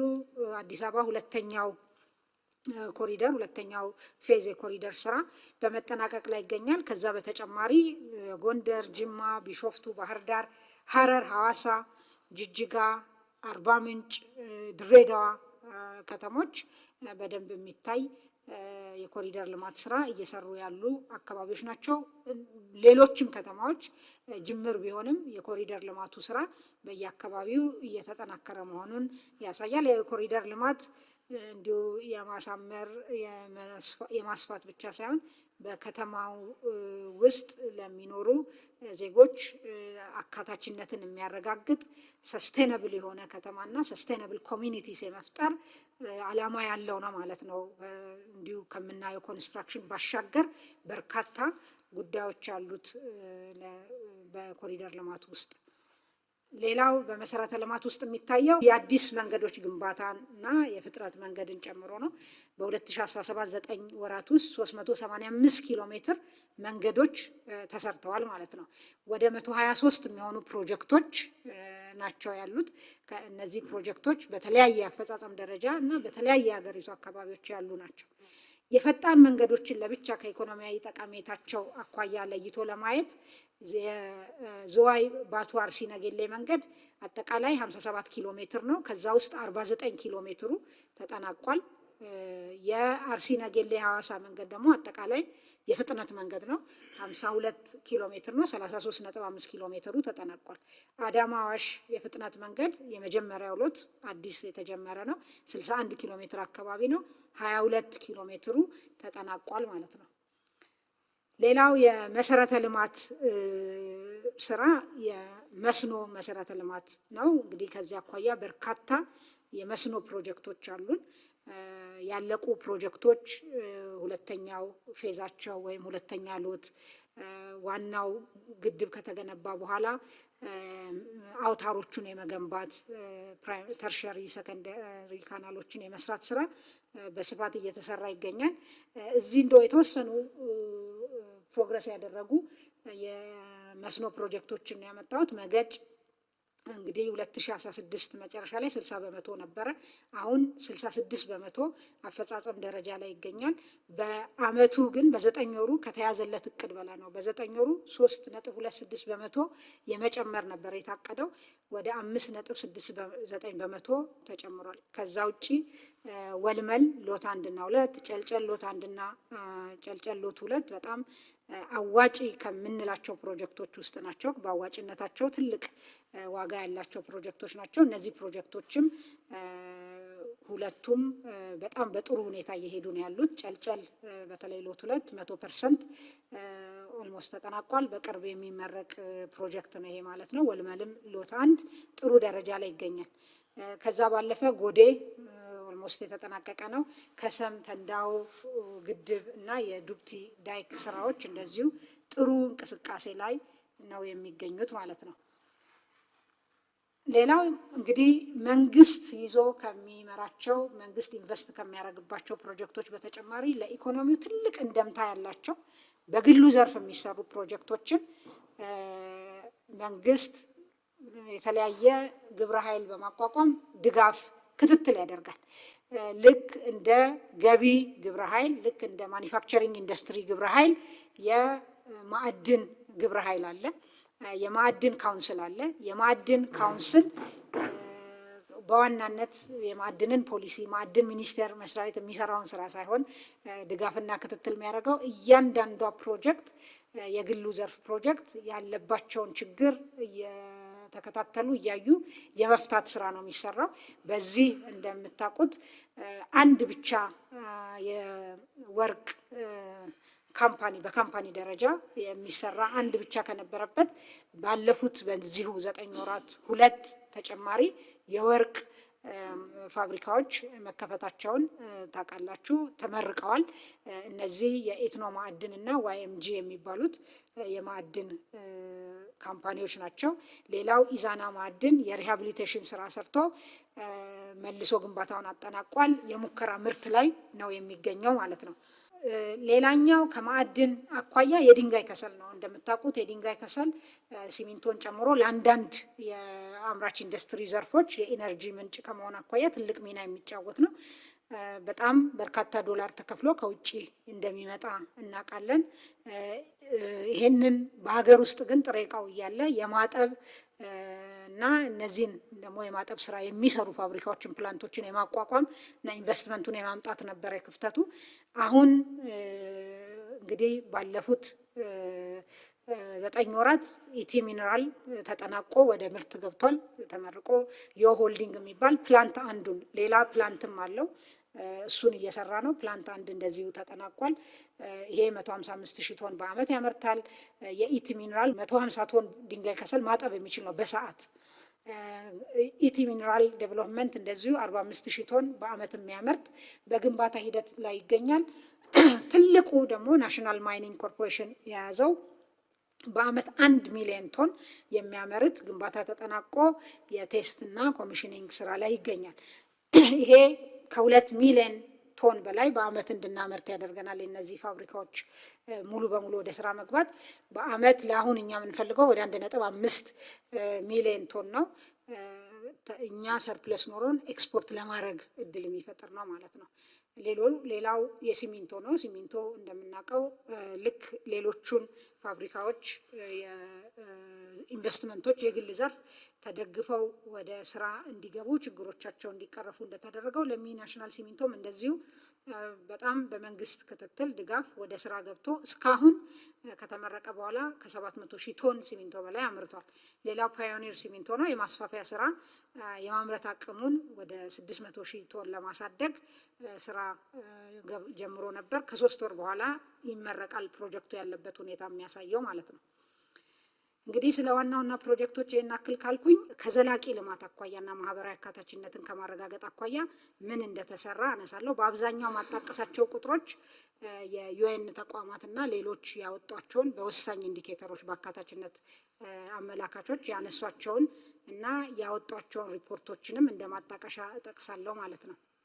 ከትምህርት አኳያ ትምህርት ጥራትን ለማሻሻል በተለይ የትምህርት ቤቶቻችን ሁኔታ የአጠቃላይ ትምህርት ቤቶቻችን ሁኔታ የትምህርትን ጥራት የትምህርትን አውትካም የሚወስኑ በመሆናቸው የክፍሎች ሁኔታን የተሻሉ ደረጃቸውን የመጠኑ ትምህርት ቤቶች እንዲሆኑ ውሃ፣ መታጠቢያ ቤት፣ ወንበሮች እና መጽሐፎች እንዲሁም አስፈላጊ የትምህርት ቤት ግብዓቶች የትምህርት ጥራትን ማሳካት የሚያስችሉ ለመስራት በተጨማሪ እንግዲህ የትምህርት ለትውልድ የሚባል ኢኒሼቲቭ በክቡር ጠቅላይ ሚኒስትራችን መጀመሩን እናስታውሳለን። በዚህ በ2 ዓመት እንግዲህ እንደምናየው 82 ቢሊዮን ብር መሰብሰብ ተችሏል። የተሰራ ስራ ቅድመ አንደኛ ደረጃ ትምህርት ቤት በ2 ዓመት 5904 አዲስ ቅድመ አንደኛ ደረጃ ትምህርት ቤት በትምህርት ለትውልድ ብቻ ኋላ እመጣለሁ አጠቃላይ ምን ያክል ኬጂዎች እንደተሰሩ። አንደኛና መካከለኛ ደረጃ ትምህርት ቤቶች 832 ተሰርተዋል። የሁለተኛ ደረጃ ትምህርት ቤቶች 712 ተሰርተዋል። በአጠቃላይ 6815 ትምህርት ቤቶች ተሰርተዋል። በዚህ በሞቢላይዝ በተደረገ ገንዘብ ማለት ነው። በነባር ትምህርት ቤቶች ላይም እደሳ ስራ ተሰርቷል። አዲስ ክፍሎች ከ10 ሺህ በላይ ተሰርተዋል። መታጠቢያ ቤቶች፣ የውሃ ተቋማት በሺዎች የሚቆጠሩ ተገንብቷል። እድሳት የተደረገላቸው ትምህርት ቤቶች በአጠቃላይ ወደ 22343 ናቸው። ተጨማሪ 26793 የተማሪዎች ወንበር ወይም መቀመጫ በዚህ በትምህርት ለትውልድ በተሰበሰበ ገንዘብ ተሰርቷል። ሌላው በተጨማሪ ከትምህርት ለትውልድ ውጪ በፌዴራል ትምህርት ሚኒስቴር የልማት አጋሮችን በማስተባበር 162 ትምህርት ቤቶች ግማሹ ተጠናቆ የማረካከብ ስራ ተሰርቷል። እንደምታውቁት የፌዴራል መንግስት አጠቃላይ ትምህርት ላይ በህጉ መሰረት አይሳተፍም፣ መሳተፍም ግዴታ የለበትም።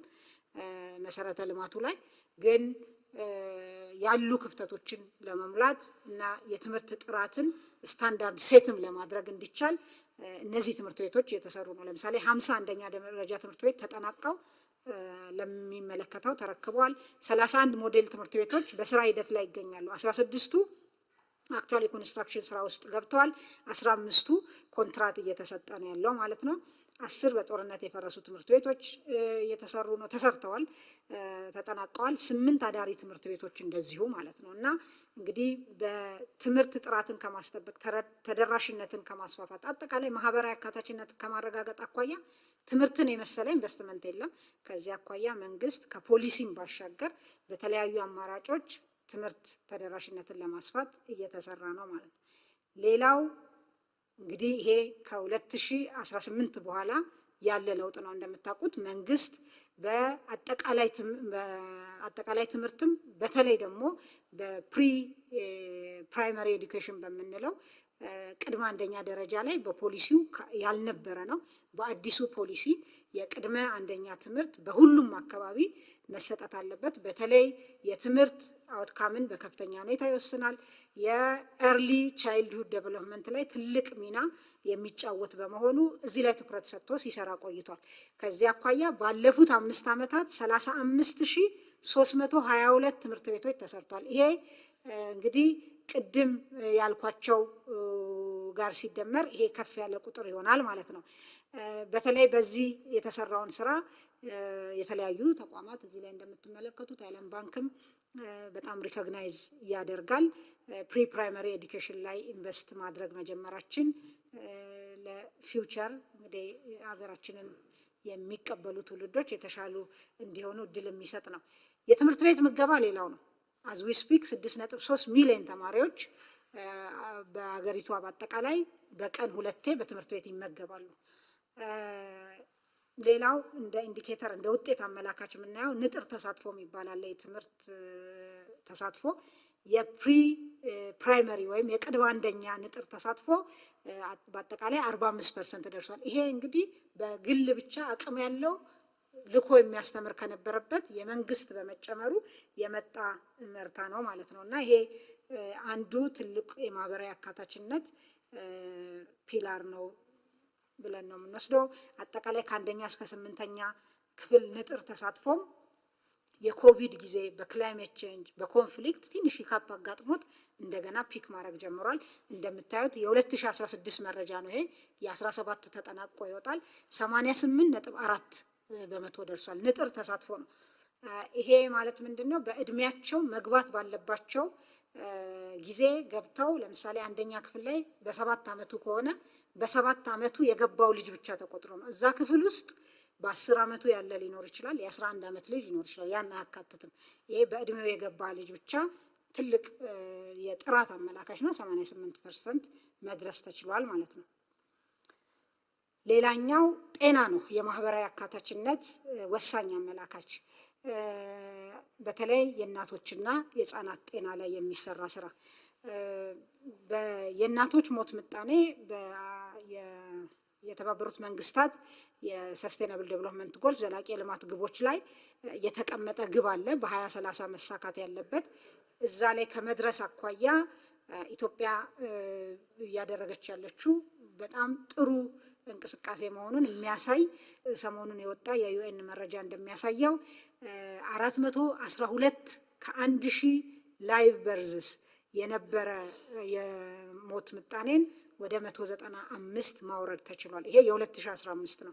በቅርብ ደግሞ ተጨማሪ መረጃ የሚወጣ ይሆናል። ይሄንን በጣም በዓለም አቀፍ ደረጃ ሪኮግኒሽን ያገኘ እንግዲህ ሰሞኑንም አይታችሁ ከሆነ ሶሻል ሚዲያ ላይ የነበረ ሪፖርት ነው፣ የዩኤን ሪፖርት ላይ ማለት ነው። ኢትዮጵያ ይሄን እቅድ ልታሳካ እንደምትችልም ማሳያ ነው። ሌላው የህፃናት ሞት ምጣኔ ነው። ከመቀነስ አኳያ ከ1000 ላይቭ በርዝስ 67 ከነበረበት በ2015 47 ደርሷል። ይሄ ፈርዘር እየቀነሰ መሄድ የሚኖርበት ነው። በዚህ ዘርፍ ላይ የሚደረገው የጤና ተቋማት ተደራሽነት ከፍተኛ ለውጥ ነው ያመጣው። በጤና ጣቢያ፣ በክሊኒክ፣ በሆስፒታል መጀመሪያ ደረጃም ሁለተኛ ደረጃ ሆስፒታሎችም ቁጥር በከፍተኛ ሁኔታ ጨምሯል። ያ ተደራሽነት እነዚህን የሞት ምጣኔዎችን ለመቀነስ ትልቅ ሚና ነበራቸው ማለት ነው። ሌላኛው የአገራዊ ንጹህ መጠጥ ውሃ ነው። እንግዲህ አንዱ ውጤት የዜጎችን የኑሮ ሁኔታ እና ጥራት ከሚያሻሽሉ ነገሮች ውስጥ የውሃና የኢነርጂ ተደራሽነት ነው። እዚህ ጋር የውሃ እንግዲህ ተደራሽነትን ስናይ 69 በመቶ ደርሷል። አጠቃላይ ናሽናል የውሃ የንጹህ መጠጥ ውሃ ተደራሽነት። ሌላው የማህበራዊ አካታችነት ማሳያ እንግዲህ የተለያዩ የህብረተሰብ ክፍሎችን በተለይ ተጋላጭ የሆኑ የህብረተሰብ ክፍሎች ተሳትፎን፣ ተጠቃሚነትን የሚያረጋግጡ ስራዎችን ውጤታማነት የሚለካ ነው። ከዚህ አኳያ የጾታ ምጥጥን የጀንደር ጋፕ ኢንዴክስ፣ ይሄም የኢንተርናሽናል መለኪያ በዓለም አቀፍ ተቋማት የወጣ ነው። 2015 ላይ ከነበረበት 0.64 2023 ላይ 0.711 ደርሷል። በዚህም ኢትዮጵያ ግሎባል ራንኳ በ2015 124ኛ ሀገር ነበረች። አሁን በ2023 ላይ 75ኛ ሆናለች። ይሄ ኢንዴክስ የሚያየው በኢኮኖሚ ተሳትፎና ተጠቃሚነትን፣ በማህበራዊ ጉዳይ ተጠቃሚነትን፣ አካታችነት ምን ያክል ተረጋግጧል የሚለውንና ፖለቲካዊ ተሳትፎን የሚመለከት ነው። በእነዚህ ኢንዴክስ ኢትዮጵያ ጥሩ አፈጻጸም ያሳየች መሆኑን ያሳያል ግሎባል ራንኩ። ሌላኛው ከዘላቂ ልማት ማህበራዊ አካታችነት አኳያ የምናየው ለዜጎች ምቹ የሆነ ከተማን መፍጠር፣ ሰስቴናብል የሆነ ሲቲ ሰስቴናብል ኮሚኒቲ ብለው ያስቀመጡትን ግብ ከማሳካት አኳያ እየተሰሩ ያሉ ስራዎች ነው። ለማሳያ ሌላ ጋር የተሰራው እንዳለ ሆኖ በቁጥር በቅርብ ስላለኝ ያመጣሁት በአዲስ አበባ ብቻ ባለፉት 2 የኮሪደር ስራዎች 28 የስፖርት ማዘውተሪያ ቦታዎች በየአካባቢው ተሰርተዋል ማለት ነው። ይሄ የዜጎችን የኑሮ ጥራት የኑሮ ሁኔታ ከማሻሻል አኳያ ትልቅ ሚና የሚጫወት ነው። ፓርኮች በነፃ ለዜጎች ኦፕን ስፔሶች ፓርክና ፕላዛ ከ193 በላይ ተገንብተዋል ማለት ነው። በህፃናት መጫወቻዎች 66 አካባቢ ተገንብተዋል። ይሄ በአጠቃላይ በከተማ ውስጥ ለዜጎች ምቹ ሁኔታ ከመፍጠር አኳያ አካታች ከመሆን አኳያ ትልቅ ሚና የሚጫወት ነው። ሳልጠቅስ የማላልፈው ባለፉት 6 ዓመታት የአቅመ ደካማ ቤቶችን የማደስ በየክልሉ ከክቡር ጠቅላይ ሚኒስትራችን ጀምሮ የተወሰደው ኢኒሼቲቭ በአጠቃላይ ከ170 ሺህ በላይ ቤቶች ተገንብተው ለተጠቃሚዎች ተላልፈዋል። በአዲስ አበባ ብቻ ባለፉት 9 ወራት በመልሶ ማልማት 8672 ቤቶች ተገንብተዋል ማለት ነው በ9 ወር ብቻ። ሌላኛው እንግዲህ የማህበራዊ አካታችነትና በአጠቃላይ የሉዓላዊነትና የአይበገሬነት መሰሶ አድርገን የወሰድነው ሰብአዊ ድጋፍን በራስ አቅም የመሙላት አዲሱ እይታ ነው። ለዚህ አዲስ ፖሊሲ፣ አዲስ ህግ፣ አገር በቀል አቅም ለመገንባት 5 ፒላሮች ያሉት እቅድ ታቅዶ ወደ ስራ ተገብቶ ነበር። 5ቱ ፒላሮች እንደምታስታውሱት የመጠባበቂያና የዕለት ደራስ ክምችት በራሳችን ስትራቴጂክ ሪዘርቭ የመያዝ፣ የአደጋ ስጋት ምላሽ ፈንድ ማደራጀት፣ ሰብአዊ ድጋፍ ማከማቻ መጋዘኖችን ማስፋፋት እና ጥራታቸውን እና ደረጃቸውን የጠበቁ ማድረግ፣ ቅጽበታዊ አደጋዎች አገልግሎት ማደራጀት፣ የቤተሰብ ኃላፊነትና የማህበረሰብ አጋርነትን በዚህ ውስጥ በደንብ ሞቢላይዝ አድርጎ መጠቀምን የሚል ነው። እንግዲህ አሁን ዓለም ያለበት ሁኔታ ቅድም እንዳልኩት የልማት አጋርነት ኦፊሻል ዴቨሎፕመንት አሲስታንስ በደንብ ጎልቶ ችግሩ እየወጣ ያለው አሁን ቢሆንም ይሄን እኛ ቀድመን ህዝባችንን በሚሊዮኖች የሚቆጠሩ ዜጎችን አወያይተን ወደ ስራ ገብተናል ማለት ነው። ይሄን እንግዲህ ከዓመት በላይ የሆነው ኢኒሼቲቭ ነው። ከዚህ አኳያ ምን ውጤቶች ተገኙ የሚለው በየክልሉ መሬት እንዲለይ ይሄ ስትራቴጂክ ሪዘርቭ የሚመረትበት መሬት እንዲለይ በተደረገው መሰረት እስካሁን ከሚጠበቀው 40% መሬት ተለይቷል። ወደ 101,221 ሄክታር መሬት ማለት ነው። በ5% አካባቢ ላይ ተዘርቶ 1 ሚሊዮን ኩንታል ለስትራቴጂክ ሪዘርቭ እንግዲህ ያልነበረን ነው ማምረት ተችሏል። የአደጋ ምላሽ ፈንድ በሚመለከት በ11 ክልሎችና ከተማ አስተዳደሮች ህጋዊ አሰራር ካውንስላቸው አጽድቀው አዘጋጅተዋል። መደበኛ የሰብአዊ ድጋፍ 9 ክልሎች በራሳቸው አቅም ፍላጎታቸውን እየሸፈኑ ነው ማለት ነው። የሰብአዊ ድጋፍ ፈላጊ ቁጥር ባለፉት 5 ዓመታት እንግዲህ በተደረገው የማጣራት ስራ በ86 በመቶ ቀንሷል። እንግዲህ አጠቃላይ የዘላቂ ልማትን የማሳካትና ማህበራዊ አካታችነትን እንዲሁም ሁለንተናዊ ሉዓላዊነትን ከማረጋገጥ አኳያ እነዚህ ስራዎች ማሳያ ናቸው። 5ኛው ክፍል አስቻይ ሁኔታ እንግዲህ ቅድም ስነሳም እንዳልኩት ልማት ኢኮኖሚ ልማትን ለማሳለጥ የሰላም የዲፕሎማሲና አጠቃላይ የትብብር ቀጠናዊ የሚሆን ዓለም አቀፋዊ ትብብር ሁኔታዎች በጣም ወሳኝ ናቸው። ከዚህ አኳያ ባለፉት 9 ወራት ምን ተሰሩ የሚለውን ስንመለከት እንግዲህ በተሰሩ የፖለቲካ የድርድርና የህግ ማስከበር ስራዎች ከዚህ ቀደም የሰላም እጦት የነበረባቸው አካባቢዎች የተሻለ ሰላም መገኘት መቻሉ በርካታ ማሳያዎች አሉ። እንግዲህ በአማራና በኦሮሚያ እንዲሁም በሌሎች ክልሎች ታጣቂ ኃይሎች የመንግስት ጥሪን ተቀብለው እየገቡ መሆኑ አንዱ ማሳያ ነው።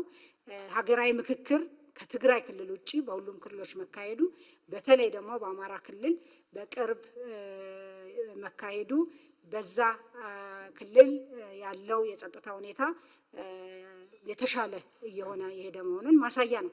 የትግራይ ክልል ጊዜያዊ አስተዳደር እንዲራዘምና መልሶ እንዲቋቋም መደረጉ ትልቅ ሚና የተጫወተ ነው።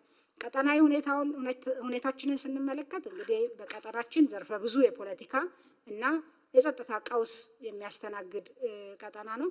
ግን ባለፉት ዓመታት በሀገራችን ውስጥ የተፈጠሩ ችግሮች ተፈጥሮ የነበሩ ቻሌንጆችን መሻገርና አሁን ባለንበት ሁኔታ ላይ መድረሳችን ኢትዮጵያን አሁንም የመረጋጋትና የሰላም ማዕከል ለቀጠናው መረጋጋት ወሳኝ ሚና የምትጫወት እና ሚና ተስፋ የሚጣልባት ሀገር መሆኑን ማስረገጥ ይቻላል ማለት ነው። እንግዲህ ፕሬዘንቴሽኔ ሳጠቃልል በቀጣይ ትኩረት የሚሹ ጥቂት ነገሮችን ላንሳ። እንግዲህ የዓለም አቀፍ የንግድ ጦርነት ተጽዕኖ እና እድልን ያገናዘበ ፈጣን የፖሊሲና ተግባራዊ ምላሽ መስጠት ያስፈልጋል። የገቢ ሸቀጦችን የመተካት ስራችን ተጠናክሮ መቀጠል አለበት። በተለይ እኛ እያመረትን ያለናቸው ግን እየገቡ ያሉ ሸቀጦችን መፈተሽና ስልት መቀየስ ያስፈልጋል። እንግዲህ የልማት አጋሮች ድጋፍ መቀነስ ተጽዕኖን ለመቋቋም የሚያስችል የሀብት አመዳደብ ቅደም ተከተልን ታሳቢ ማድረግ ያስፈልጋል። በጥብቅ የፊስካል እና የገንዘብ ፖሊሲ ማዕቀፍ፣ የካፒታል ገበያ አማራጭ፣ የፋይናንስ አቅራቢነትን ማጠናከር ቅድም እንዳየነው 500 ቢሊዮኑ አይነት መንግስትም የሚገዛው ትሬዠሪ ቢል በዛው ቢሳለጥ የተሻለ ውጤት ያመጣል። የዋጋ ግሽበት ክልላዊ ገጽታዎች አሉት፣ ቫሪያቢሊቲዎች አሉት። ያን መሰረት ያደረጉ የምርትና የንግድ እሴት ሰንሰለት ማሻሻያዎችን ማድረግ ያስፈልጋል። የዋጋ ንረት ዝቅተኛ ደረጃ እስኪደርስ ድረስ በትኩረት መስራት ያስፈልጋል። ሳቢ ማበረታቻ ለተሻለ ሬሚታንስ ፍሰትና የሬሚታንስ እንግዲህ ህገወጥ ውድድር ማነቆችን መፍታት ያስፈልጋል።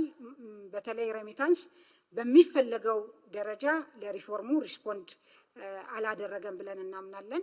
በእርግጥ ወደ 17 በመቶ እድገት አስመዝግቧል። ግን አሁንም ቢሆን ከዚህ የተሻለ መሆን ስላለበት ባንኮች፣ የንግድ ባንኮች እዚህ ላይ በደንብ መስራት አለባቸው ማለት ነው። የተቋማዊ የገጠር ትራንስፎርሜሽን ስራ የተጀመረው የግብርና ትሩፋቶችን ለማስቀጠልና ለዘርፈ ብዙ ተጠቃሚነት መስፋፋት አለበት። የማዕድን ኢንቨስትመንት ለማክሮ ኢኮኖሚ ያሳየውን በጎ ምላሽ ቀጣይነት ማረጋገጥ ያስፈልጋል።